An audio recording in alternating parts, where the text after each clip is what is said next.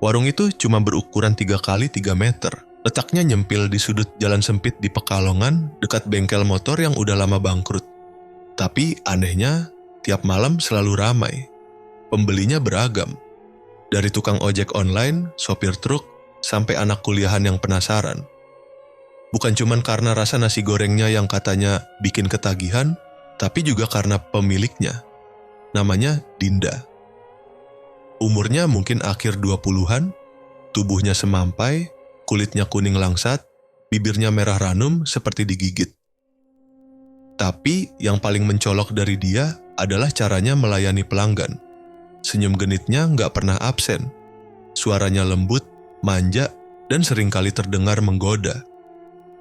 Bajunya selalu pas di badan, kadang kebuka di bagian atas, kadang terlalu ketat di bagian bawah. Singkatnya, Dinda bukan cuma jual nasi goreng, tapi juga fantasi bagi para lelaki yang mampir. Suatu malam, hujan gerimis turun.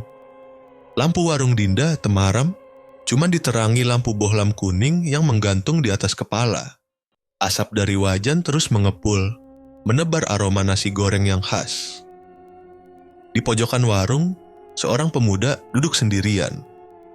Wajahnya murung, jaketnya basah, matanya sayu seperti orang habis kehilangan harapan. Namanya Andri.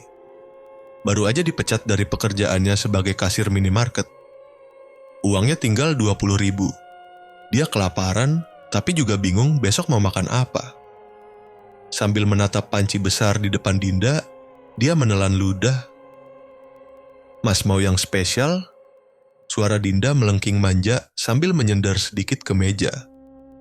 Belahan dadanya terlihat jelas. Andri terkejut, tapi langsung mengangguk. "Yang murah aja, Mbak." Dinda tertawa kecil. "Tenang aja, Mas. Buat Mas aku kasih yang paling spesial. Nggak usah bayar malam ini." Andri sempat curiga, tapi lapar bikin dia bungkam. Nasi goreng pun disajikan. Warnanya lebih gelap dari nasi goreng biasa. Wanginya tajam, bikin perut keroncongan makin parah. Andri menyuap sesendok. Rasanya luar biasa. Gurih, manis, pedas, semua pas di lidah.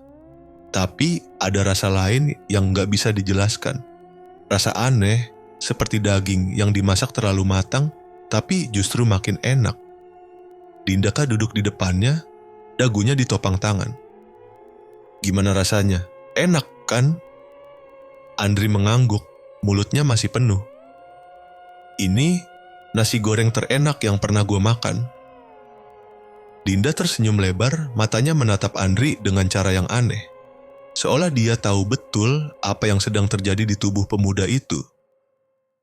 "Kalau Mas suka, besok-besok datang lagi, ya. Tapi ada syaratnya." Andri menelan ludah. "Syarat?" Dinda bersandar, tubuhnya sedikit menggeliat.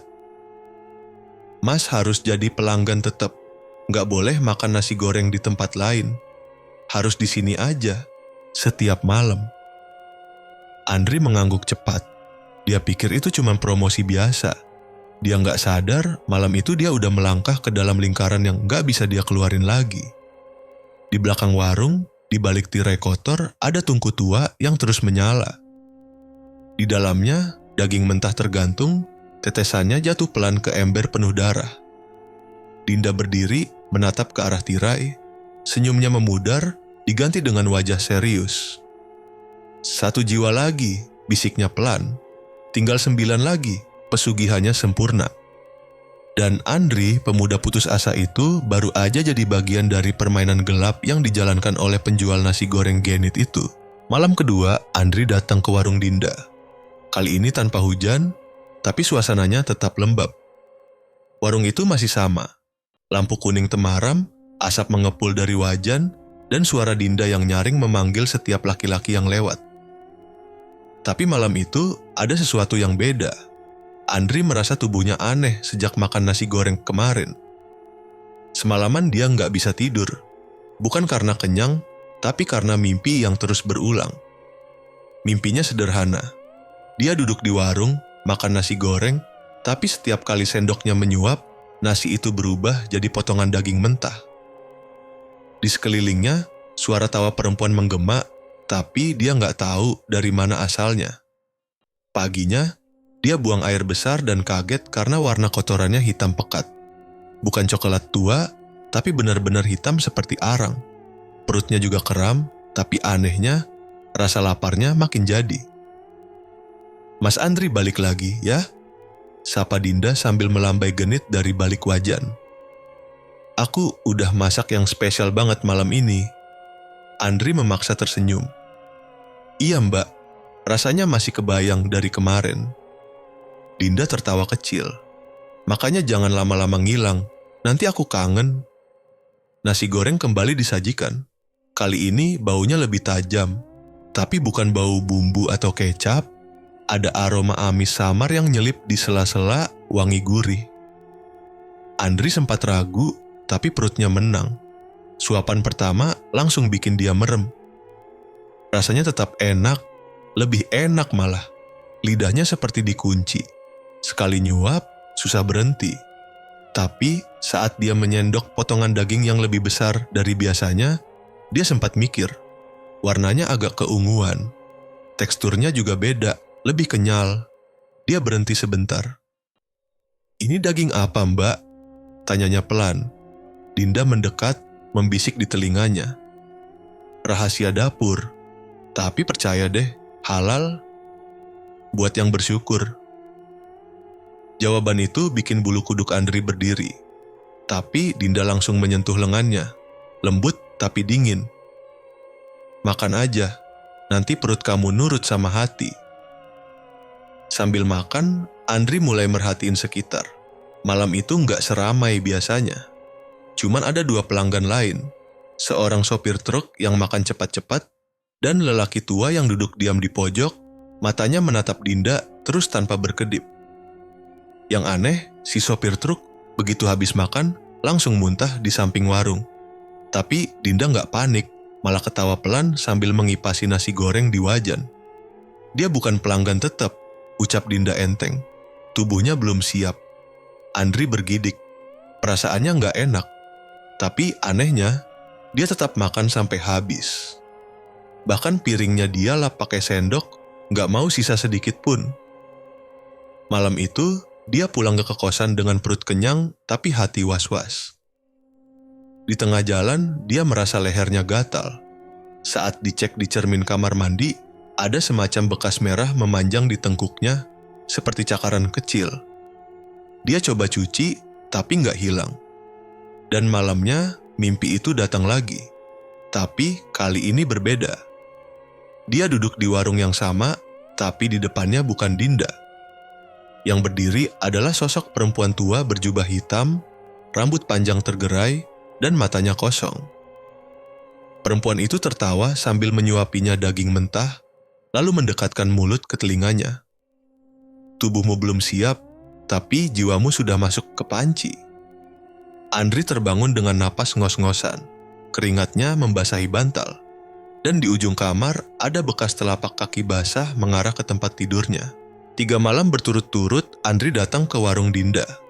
Dan 3 malam itu juga tubuhnya makin aneh. Lidahnya jadi peka banget, dan dia cuma bisa ngerasain nikmatnya makanan kalau beli dari warung Dinda. Makanan lain, bahkan mie instan favoritnya, rasanya hambar. Kayak makan kapas. Andri juga mulai kecanduan. Tiap malam jam 9, perutnya otomatis keroncongan. Sekuat apapun dia tahan, akhirnya dia tetap melangkah ke warung Dinda. Bahkan sempat dia cium aroma nasi goreng itu dari jarak 2 gang. Padahal angin malam nggak biasanya bawa bau masakan sejauh itu. Tapi bukan cuman itu yang bikin Andri makin resah. Dinda makin hari makin ganjil. Semalam dia lihat Dinda bicara sendiri di dapur belakang. Waktu Andri ngintip dari sela tirai, dia lihat Dinda duduk di lantai, menggenggam segumpal daging mentah dan membisikkan sesuatu sambil matanya merem. Lalu dia mencium daging itu kayak orang nyium bayi. Andri buru-buru balik ke kursinya. Tapi Dinda muncul beberapa detik kemudian dengan senyum lebar dan mata yang agak merah. "Maaf ya nunggu, dagingnya baru matang." dia makin bingung. Mbak Dinda masak sendiri ya? Nggak ada pegawai? Aku suka yang intim, jawabnya sambil kedipkan mata. Rasanya lebih lengket di lidah. Andri menelan ludah. Dia mulai merasa bukan cuma nasi gorengnya yang nggak wajar, tapi juga caranya Dinda memperlakukannya. Dinda makin agresif. Setiap malam, tangannya makin sering nyentuh Andri. Kadang bahu, kadang lengan, pernah sekali sempat nyusup ke paha. Mas Andri ganteng deh. Pasti banyak yang suka, ya? Bisik Dinda sambil menatap dalam. Andri gugup. Ah, nggak juga. Kalau aku minta kamu tinggal di sini, tiap malam makan di warungku, kamu mau? Dinda terus menatapnya. Nafasnya terasa panas di wajah Andri. Andri senyum kaku. Saya kan harus kerja juga, Mbak. Dinda tertawa pelan, tapi tawa itu aneh, nggak kayak tawa biasa. Ada suara serak yang nyelip di ujungnya. Malam itu, Andri nggak bisa tidur. Di kamarnya yang sempit, dia dengar suara orang tertawa pelan dari luar jendela. Waktu dia buka tirai, nggak ada siapa-siapa. Tapi kaca jendela berembun. Ada bekas jari menggambar bentuk hati. Keesokan paginya, tubuh Andri makin lemas. Bekas cakaran di tengkuknya jadi makin merah, bahkan membentuk pola aneh, mirip huruf kuno. Dia coba foto dan cari di internet, tapi nggak ada hasil. Yang bikin dia makin takut, matanya mulai memerah. Teman kosnya, Yuda, sampai nanya, "Lo sakit, Ri? Mata lo kayak abis melek 2 hari." "Nggak tahu, Dri. Rasanya aneh aja." Dan malam itu, Andri coba nekat. Dia mutusin buat nggak ke warung Dinda. Tapi jam 9 malam, perutnya nyeri luar biasa. Kayak ditusuk dari dalam. Keringat dingin mengucur, badannya menggigil. Dia ngerangkak ke dapur kosan, coba makan sisa nasi di rice cooker. Tapi nasi itu rasanya pahit, kayak tanah. Sampai akhirnya dia nyerah. Dengan badan gemetar, dia pakai jaket dan keluar. Langkahnya kayak ditarik sesuatu. Begitu sampai di warung, Dinda udah nunggu di depan. Senyumnya lebar, matanya merah menyala. "Akhirnya kamu datang juga, sayangku." Andri nggak bisa berkata apa-apa. Dia duduk dan nasi goreng itu sudah terhidang. Hangat, beruap, dan menggoda. Di kejauhan terdengar suara azan Isya. Tapi suara itu terdengar pelan, seolah tenggelam oleh suara desis wajan dari balik dapur warung itu.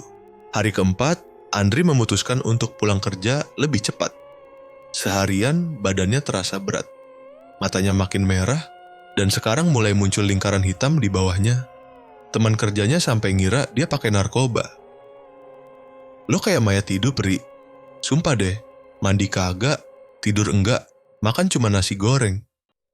"Nasi goreng apa sih? Sampai segitunya?" kata Rudi, temannya di tempat percetakan. Andri cuma cengar-cengir. Dia tahu itu nggak wajar. Tapi tiap kali dia coba makan selain dari warung Dinda, tubuhnya nolak. Bahkan air putih pun rasanya kayak air comberan. Sore itu dia iseng nulis nama Dinda di Google. Tapi yang keluar cuma data-data acak. Bahkan nama warungnya pun nggak terdaftar di Maps. Aneh. Padahal tiap malam selalu ada aja pelanggan yang datang. Rasa penasarannya makin besar. Jadi malam itu dia mutusin buat datang lebih awal ke warung. Jam 7 malam dia udah nongkrong di bangku plastik warna hijau. Tapi Dinda belum buka. Gorden warung masih tertutup. Tiba-tiba dia dengar suara dari dapur belakang.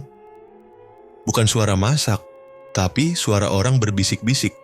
Lalu terdengar suara tangisan. Tangisan perempuan, pelan tapi menyayat. Andri ngendap-ngendap ke sisi samping warung. Ada celah kecil di tembok kayu yang bolong. Dari situ, dia bisa ngintip ke dapur.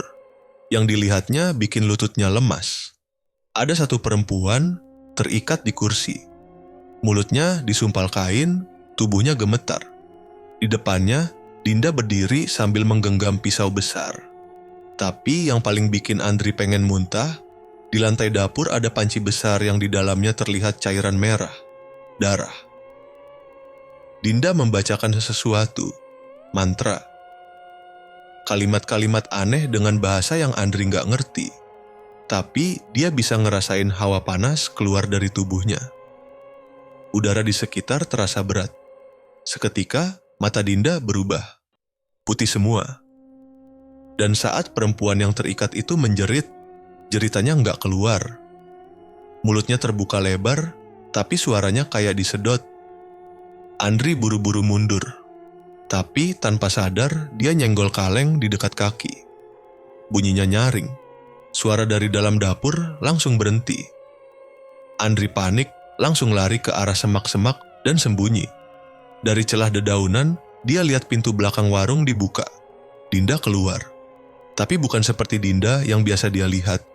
Rambutnya acak-acakan, wajahnya penuh noda merah, dan bajunya sobek penuh darah. Siapa di situ? Suara Dinda berat, lebih mirip suara laki-laki. Andri menahan napas, tubuhnya gemetar. Sampai akhirnya Dinda balik badan dan masuk lagi ke dalam. Dia tunggu sampai suasana tenang. Lalu pelan-pelan keluar dari semak dan lari tanpa menoleh ke belakang. Keringat dingin membanjiri tubuhnya.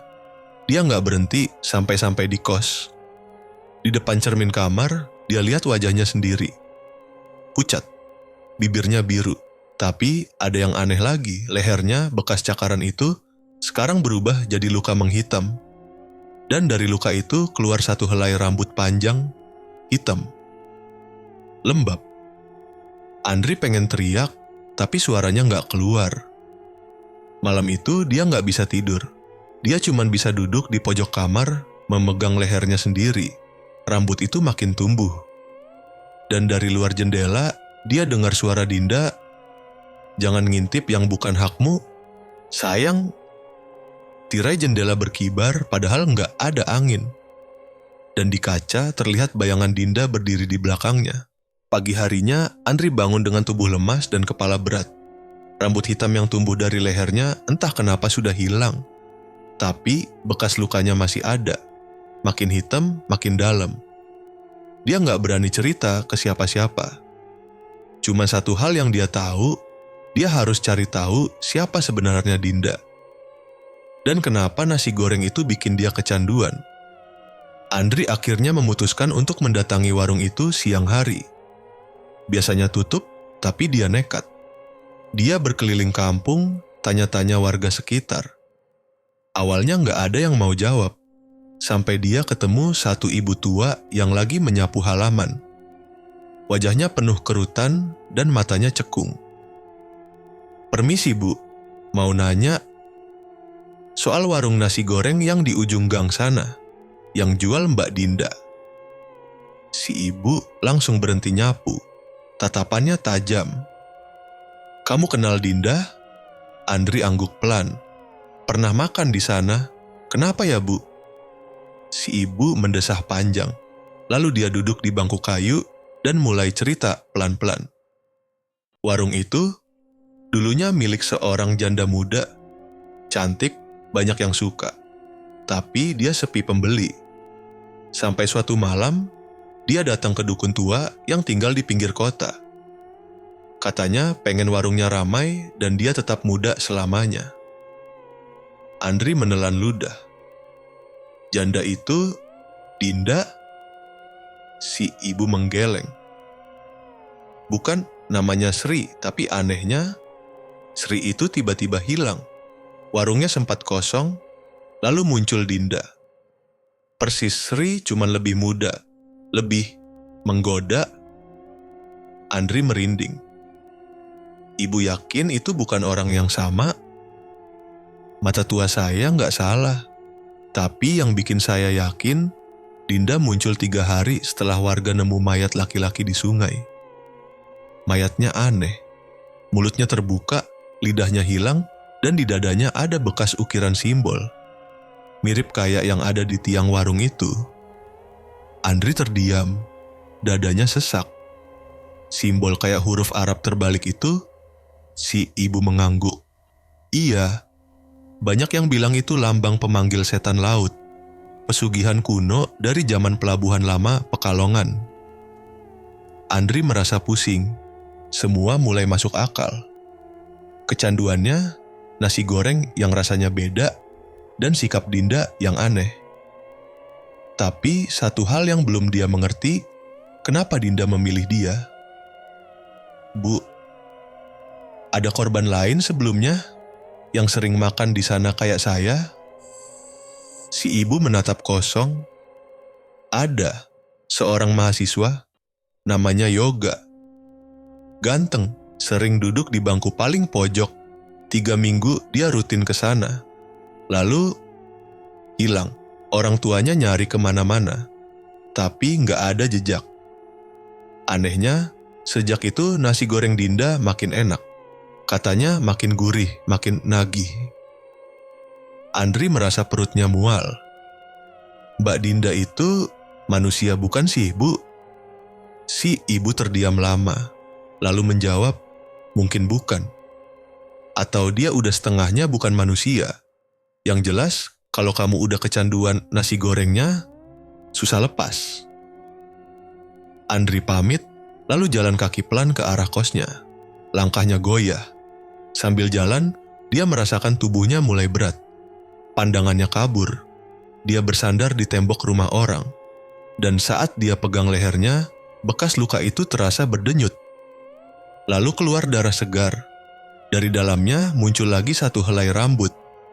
Kali ini lebih panjang dari sebelumnya. Sore itu, Andri sadar. Dia udah setengah jalan masuk ke jerat pesugihan itu. Dan mungkin dia bakal bernasib sama kayak Yoga.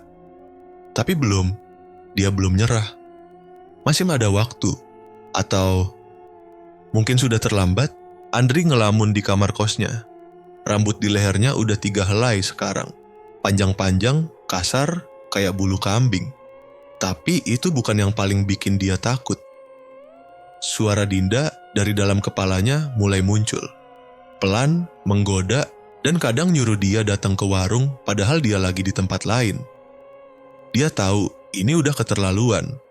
Kalau dia terus diem, mungkin besok-besok dia udah nggak bisa bedain mana dunia nyata, mana dunia Dinda. Akhirnya malam itu, Andri ambil keputusan. Dia bakal lawan. Dia harus lepas dari kutukan ini. Caranya, dia bakal balik ke warung Dinda, tapi bukan buat makan. Dia mau cari bukti. Mungkin aja ada sesuatu di dapur itu yang bisa ngebongkar semuanya. Jam 9 malam, dia udah di depan warung. Lampunya remang. Warung sepi, cuman ada satu bangku kosong di tengah. Dinda berdiri di balik meja, senyum seperti biasa, pakai baju merah ketat, bibirnya merah menyala. Mas Andri datang juga, kangen ya sama aku? Andri senyum kaku. Malam ini, aku gak mau makan, Mbak. Cuman mau ngobrol. Dinda ketawa kecil, nadanya ganjil. Gak mungkin kamu kuat, Mas. Kamu udah kecanduan. Perut kamu nyari aku, kan? Perut Andri memang keroncongan parah, tapi dia tahan. Aku cuma pengen tahu, sebenarnya kamu itu siapa? Wajah Dinda berubah sebentar, tapi senyumnya cepat balik. Aku cuma wanita yang sayang sama kamu. Kamu kan tahu itu. Andri berdiri. Aku mau lihat dapurnya. Dapur? Dinda mendekat. Buat apa? Kamu mau lihat bumbu rahasiaku? Iya. Siapa tahu aku bisa masak sendiri, biar nggak perlu datang tiap malam. Dinda diam, tatapannya tajam, tapi akhirnya dia mengangguk. Kalau itu maumu, ayo. Tapi kamu nggak boleh nyentuh apapun. Dapur warung itu gelap dan lembab. Bau amis tercium samar. Di salah satu sudut ada lemari es kecil. Di atas meja ada telenan besar penuh bekas darah. Tapi nggak ada daging atau bumbu yang kelihatan. Andri nekat. Dia buka lemari es. Jangan, bentak Dinda. Tapi telat. Di dalamnya bukan daging sapi, ada potongan tangan manusia. Ujung jarinya masih ada kuku dan ada cicin di jari manisnya. Andri mundur, hampir muntah. Astaga, ini manusia? Dinda mendekat, wajahnya berubah. Matanya merah, kulitnya pucat, dan senyum genitnya hilang. Kamu udah lihat, sekarang kamu harus pilih, Mas. Mau ikut aku selamanya, atau jadi bagian dari menuku selanjutnya? Andri ambil pisau dari meja dan lari ke pintu. Tapi pintu dapur tiba-tiba tertutup sendiri. Terkunci. Dinda mendekat sambil tertawa, suara tawanya menggema di seluruh ruangan. Nggak ada yang bisa keluar dari sini, sayang. Andri panik. Dia cari-cari jalan lain. Ada jendela kecil di pojok atas. Dia naik ke kursi, dorong jendela itu dan berhasil buka sedikit. Tapi sebelum dia bisa keluar, tangan Dinda mencengkeram kakinya. Kuat banget. Cakar panjangnya melukai betis Andri. Tapi dia tendang balik dan lompat keluar. Dia jatuh di gang belakang, luka parah, tapi selamat. Malam itu, dia lari sejauh mungkin dari warung itu. Tapi dalam hatinya, dia tahu ini belum selesai. Dinda belum nyerah. Dan nasi goreng itu masih terus dia ingat. Aromanya, rasanya. Bahkan sekarang, waktu dia duduk di pinggir jalan sambil menahan sakit, perutnya kembali keroncongan. Tapi kali ini, dia nggak bakal nyerah begitu aja. Sejak malam pelarian itu, Andri nggak pernah tidur nyenyak lagi. Setiap malam, dia mimpi buruk. Mimpi wajah Dinda yang berubah-ubah. Kadang cantik, kadang tua keriput, kadang matanya melotot merah menyala dengan lidah panjang menjulur. Tiap kali dia bangun, ada satu hal yang selalu sama. Bau nasi goreng yang menggantung di udara, padahal dia lagi di kamar kosnya yang terkunci rapat. Andri tahu Dinda belum nyerah. Dan benar aja 2 hari setelahnya, teman kos Andri yang bernama Doni ditemukan tewas di kamar mandi. Mukanya pucat, lidahnya hilang, dan di dada kirinya ada simbol aneh. Mirip kayak yang ada di tiang warung Dinda. Polisi nyimpulin Doni bunuh diri karena depresi. Tapi Andri tahu itu bukan. Itu peringatan dari Dinda. Sejak itu, warung Dinda makin ramai. Pelanggan makin banyak. Banyak cowok-cowok muda yang antri malam-malam buat sepiring nasi goreng Dinda. Andri cuma bisa lihat dari jauh, duduk di ujung gang sambil nyamar pakai jaket dan masker. Dia hitung, 3 cowok yang datang ke sana rutin tiap malam. Muka mereka makin hari makin pucat. Salah satu dari mereka, mahasiswa teknik, tiba-tiba ngilang seminggu kemudian. Teror makin menjadi-jadi waktu Andri sadar suara Dinda sekarang bisa dia dengar siang hari. Bukan cuma di kepala, tapi kayak bisikan langsung di telinganya. Kadang Dinda manggil namanya. Kadang tawanya menggema di dalam telinga. Dan yang paling parah, tubuh Andri mulai berubah. Kulitnya makin dingin, rambut di leher dan dadanya makin banyak. Bahkan, dia sempat nemu bercak merah di punggungnya yang berbentuk seperti simbol kutukan itu. Andri mulai kehilangan kontrol. Suatu malam, dia hampir masuk ke warung Dinda. Kakinya jalan sendiri. Dia baru sadar ketika udah 5 langkah dari pintu masuk. Untungnya, hujan turun deras. Guntur menyambar dan salah satu pohon tumbang nggak jauh dari warung. Orang-orang lari. Itu momen Andri sadar dan balik badan, kabur secepat mungkin. Tapi malam itu, Dinda muncul di mimpinya. Kali ini lebih nyata dari sebelumnya. Dia duduk di atas tubuh Andri yang telanjang, dengan senyum bengkok. Rambutnya panjang menjuntai sampai ke lantai. Tapi yang bikin Andri nyaris gila, wajah Dinda sekarang udah bukan wajah manusia. Kulitnya melepuh, matanya hitam semua, dan mulutnya penuh gigi-gigi kecil seperti ikan. "Kamu gak bisa kabur, sayang," bisiknya. "Kamu milikku sekarang, tubuhmu, jiwamu, semuanya udah aku tandai." Andri terbangun sambil teriak. Tubuhnya basah oleh keringat. Di dinding kamarnya, dia lihat coretan darah. kembali, atau mati pelan-pelan. Itu bukan mimpi, coretannya nyata, dan darahnya masih segar. Andri sadar dia udah masuk terlalu dalam. Dinda nggak mau kehilangan dia. Dan satu-satunya cara buat benar-benar lepas, bukan dengan lari, tapi dengan menghancurkan sumber kekuatannya, warung nasi goreng itu.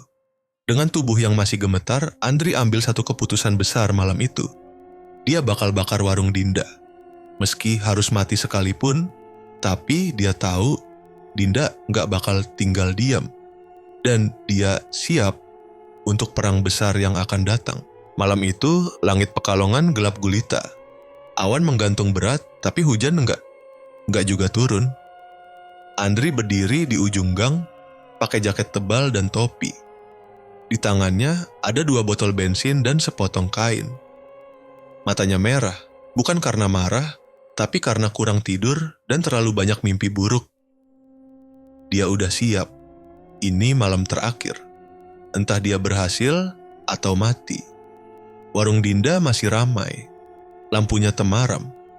Aroma nasi goreng menggoda dari kejauhan. Tawa para pelanggan terdengar.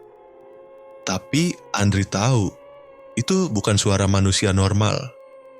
Ada bisikan samar di antara tawa-tawa itu.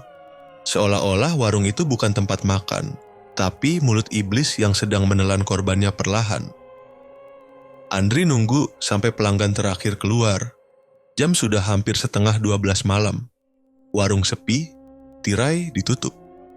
Tapi dari celah tirai, Andri bisa lihat Dinda berdiri di depan cermin, menyisir rambutnya pelan-pelan, pakai baju tidur merah yang sangat minim.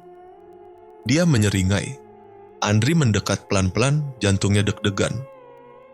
Dia siramkan bensin ke dinding samping warung, 1 botol habis. Lalu yang kedua, dia tuang ke bagian depan. Tangan gemetaran, tapi tekadnya bulat. Begitu dia nyalain korek, pintu warung mendadak terbuka lebar, dan Dinda berdiri di sana. Matanya hitam pekat. Kulit wajahnya bukan lagi mulus, tapi penuh guratan seperti sisik ular. "Mau kemana, sayang?" tanyanya dengan suara berat, bukan suara perempuan. Andri kaget, tapi dia lempar korek itu ke bensin yang udah menyebar. Api menyambar cepat. Dinding kayu warung langsung dilalap. Tapi Dinda nggak panik. Dia malah jalan pelan keluar, menembus api kayak nggak ngerasa panas. "Kamu pikir bisa bakar warung ini? Ini bukan kayu biasa, sayang. Ini warung darah. Dibangun dari jiwa-jiwa yang kubakar sebelumnya." Andri mundur. Tangannya gemetar. "Aku cuma mau hidup normal," teriaknya. "Normal itu membosankan. Kamu sudah kumuliakan. Tubuhmu, rasamu, sekarang kamu milikku." Dinda terbang ke arah Andri.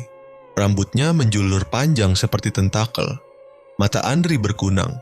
Dia terjatuh. Tapi dari saku jaket, dia keluarkan cermin kecil. Cermin itu dia ambil dari kamar kosnya. Cermin warisan almarhum neneknya. Konon bisa melihat wujud asli makhluk halus. Andri arahkan cermin itu ke wajah Dinda. Saat cahaya dari api menyinari permukaan cermin, wajah Dinda terlihat jelas. Bukan manusia, matanya 8. Wajahnya seperti gabungan ular dan manusia. Lidahnya bercabang, giginya tajam kecil-kecil. Dinda menjerit, tubuhnya mundur. Dia menutup wajahnya dengan rambut. Tapi api makin membesar. Tiba-tiba dari dalam warung terdengar suara-suara aneh, teriakan, tangisan, dan bisikan-bisikan lirih ratusan suara laki-laki. Suara mereka yang pernah jadi korban. "Bebaskan kami, jangan biarkan dia hidup." Andri bangkit. Dia arahkan cermin ke arah api. Satu persatu, wajah-wajah mengerikan muncul dari kepulan asap. Mereka bukan lagi manusia, tapi jiwa-jiwa yang terperangkap. Semuanya memandang ke arah Dinda. Dinda menjerit lagi. Tubuhnya mulai meleleh. Dari kakinya, kulitnya terkelupas. Cairan hitam menetes ke tanah, mendesis. "Kalian pengkhianat, kalian milikku." Tapi suara itu perlahan melemah. Dinda jatuh ke tanah, tubuhnya meleleh seperti lilin dibakar. Andri berdiri gemetar. Api makin besar, tapi dia nggak bergerak. Dia pandangi sampai warung itu benar-benar habis terbakar. Dan di tengah kobaran api, terdengar suara terakhir Dinda. "Belum selesai sayang, belum." Andri lari sekuat tenaga. Tapi dia tahu, ini belum benar-benar berakhir. 3 hari setelah kebakaran itu, Andri terbangun di kamar kosnya. Badannya masih lemas, tapi bekas luka di lehernya sudah mengering. Rambut aneh yang tumbuh dari situ menghilang, seolah nggak pernah ada. Dia mengira semuanya sudah selesai. Sudah nggak ada Dinda. Sudah nggak ada nasi goreng setan itu. Tapi malam-malam berikutnya, dia mulai mimpi aneh lagi. Dalam mimpinya, dia duduk di bangku panjang menghadap meja kayu. Di hadapannya, sepiring nasi goreng mengepul. Wangi. Menggoda. Tapi kali ini ada sesuatu yang beda. Di samping nasi itu ada potongan lidah manusia. Andri terbangun sambil teriak, keringat dingin membasahi tubuhnya. "Enggak, ini cuman mimpi." "Cuman mimpi," katanya meyakinkan diri. Tapi malam berikutnya mimpi itu datang lagi dan lagi. Bahkan dia merasa mulai bisa cium aroma nasi goreng itu di kamarnya. Padahal dia udah buang semua sisa makanan. Kompornya udah dia singkirkan. Dia bahkan pindah kamar kos, cari tempat yang lebih terang, lebih ramai. Tapi tetap mimpi itu datang. Andri akhirnya putuskan ke psikiater. Dia ceritain semua, walaupun beberapa bagian dia potong supaya nggak dikira gila. Dokternya cuma bilang itu trauma dan ngasih obat penenang. Tapi obat-obat itu malah bikin Andri makin sering mimpi. Bahkan sekarang, dalam mimpi dia bisa ngobrol sama Dinda.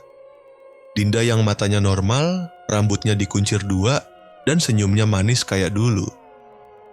"Sayang, kenapa kamu bakar rumah kita?" Andri selalu jawab, "Itu bukan rumah, itu neraka." Tapi Dinda cuman ketawa. Lalu suaranya berubah pelan, lirih, dan dingin.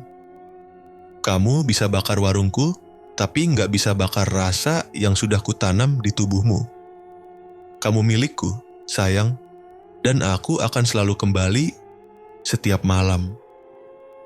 Andri mulai jarang keluar, dia berhenti kuliah, tubuhnya makin kurus, rambutnya rontok, tapi di lehernya, bekas luka itu justru muncul lagi. Kali ini lebih lebar. Dari dalamnya bukan cuma rambut, tapi seperti ada kulit asing yang tumbuh. Satu malam, Andri iseng buka kamera HP, pakai mode selfie. Dia coba arahkan ke lehernya, pakai senter. Dan dia lihat sepasang mata kecil di bawah kulitnya.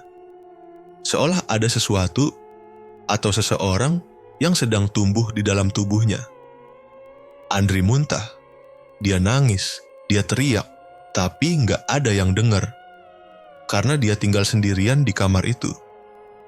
Besok paginya, seseorang dari kos memanggil Ustaz.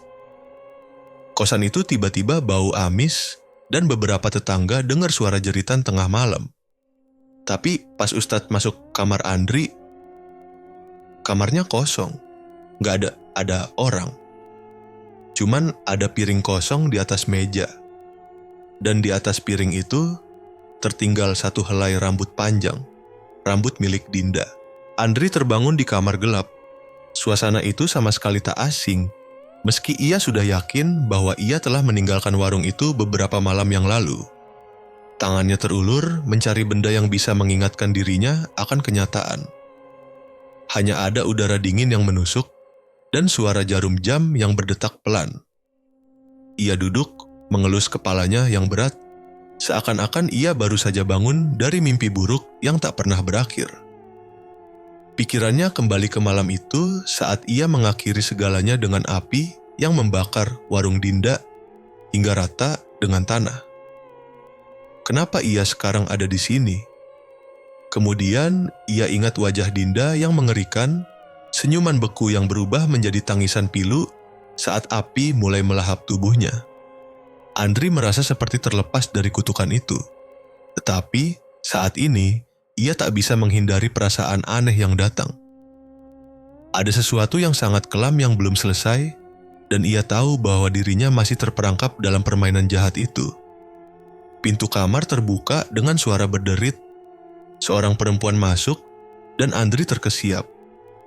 Itu adalah Dinda, tapi bukan Dinda yang terakhir kali ia lihat terbakar.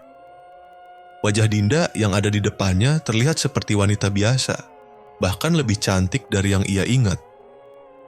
Rambutnya tergerai rapi dan matanya bersinar dengan kebahagiaan yang tak pernah ia lihat sebelumnya. Dinda duduk di samping Andri, tersenyum lebar. "Kamu terbangun juga, sayang?" Andri menggelengkan kepalanya, matanya tak percaya. "Tidak. Ini tidak mungkin. Bukankah kamu sudah mati?" Dinda tertawa pelan, lalu mengusap pipi Andri dengan lembut. "Kematian itu cuman kata-kata, sayang. Satu-satunya hal yang penting adalah keinginan untuk tetap hidup." Andri merasa tubuhnya membeku. Suasana semakin mencekam dan suara di luar kamar terasa makin dekat. Ia tahu ada sesuatu yang lebih besar yang mengendalikan semuanya. "Kenapa ini semua terjadi? Kenapa kamu melakukan itu padaku?" Suara Andri serak, penuh kekesalan dan kebingungan. Dinda menarik napas panjang. "Kamu adalah bagian dari takdir yang sudah lama ditentukan. Selama ini kamu hidup dengan angan-angan kosong. Kamu berpikir hidupmu akan membaik dengan kerja keras. Tapi kenyataannya, kamu sudah terikat sejak lama." Andri menatap Dinda tajam. "Apa maksudmu? Apakah kamu ingat?" Dinda mendekatkan wajahnya ke wajah Andri. "Kamu datang ke warung itu dengan kesedihan yang mendalam. Kamu putus asa. Kamu ingin keluar dari penderitaanmu. Ketika kamu memilih makan nasi goreng spesial itu, kamu tak sadar bahwa tubuhmu sudah jadi korban dalam permainan ini." Andri tercengang. "Tidak, aku tidak pernah menginginkannya. Aku hanya butuh pekerjaan, hanya ingin hidup lebih baik." Dinda mengangkat bahu. "Kamu pikir itu cukup? Dunia ini lebih gelap dari yang kamu kira. Dan sekarang, Andri, kamu sudah menjadi bagian dari aku." Andri merasa pusing.